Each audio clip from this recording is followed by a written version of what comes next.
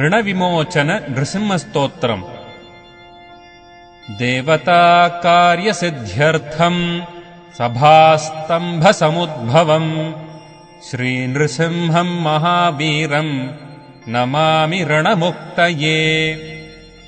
लक्ष्म्यालिङ्गितवामाङ्गम् भक्तानाम् वरदायकम् श्रीनृसिंहम् महावीरम् Namami ऋणमुक्तये।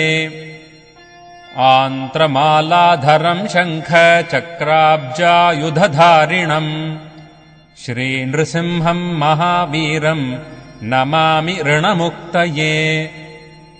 स्मरणात् सर्वपापघ्नम् कद्रूजविषनाशनम् श्रीनृसिंहम् महावीरम् Namami ऋणमुक्तये।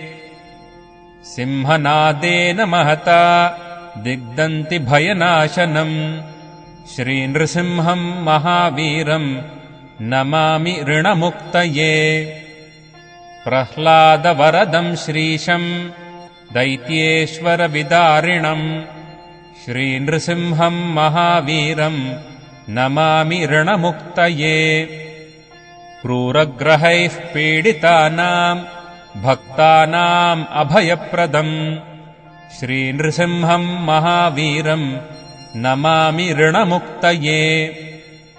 वेदवेदान्तयज्ञेशम् ब्रह्मरुद्रादिवन्दितम् श्रीनृसिंहम् महावीरम् Namami ऋणमुक्तये।